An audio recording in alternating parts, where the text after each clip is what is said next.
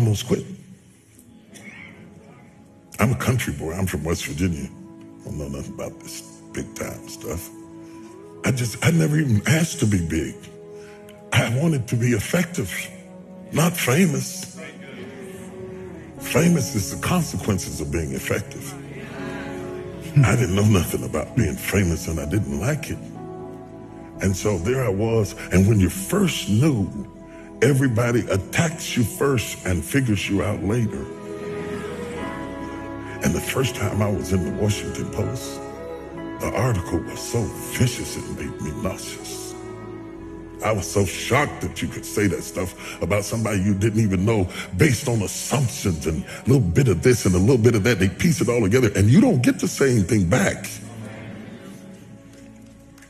So I decided I don't want this.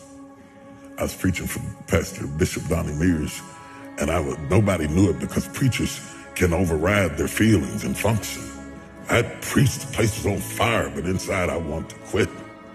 I told God, I'm through with this. I'm not going through this. I don't need this. I don't need that. I'm a guy who likes to go get his own chicken wings. I don't have to have all of that stuff to be happy. So I thought, I'm not doing this no more. I'm not doing it. I'm not doing this. I'm not doing this because I don't need this and I didn't ask for this. I'm only doing this because of what happened in my life, of the circumstances that happened in my life. He put me on stage. I didn't ask for it. And when I saw how much it cost, I thought, you can have that right back here. You have that right back up in here. I don't need it. So I was mad inside and I was hurt. And I stayed up in the fellowship with the pastors because I didn't want to go back to my room and sulk in my own sorrows. And they said, there's a lady downstairs waiting to see you. The service was over and the fellowship was over. And the pastor was starting to leave. I was trying to outwait her. I thought she'd give up and leave.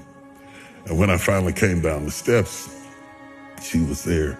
And she was just a willowy bit of a woman. And she said, Bishop Jakes, she said, I've been in the hospital.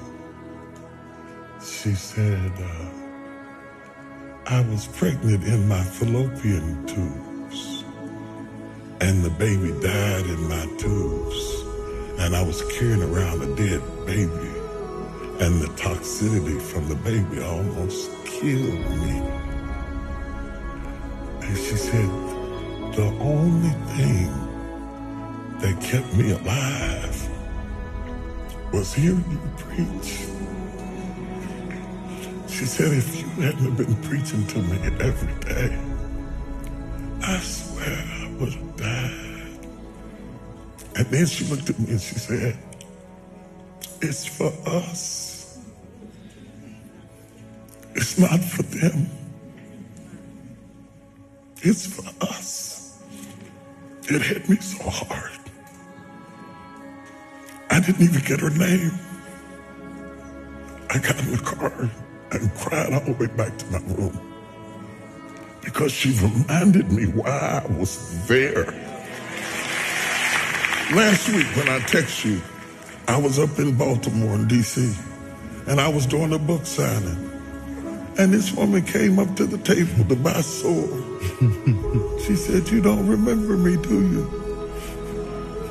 I said, no. She didn't even look like the same person. She's all dressed up and gained weight. She felt like she wanted to say, wow. She said, I met you in the bottom of Donnie Mears' church years ago, and I burst into tears.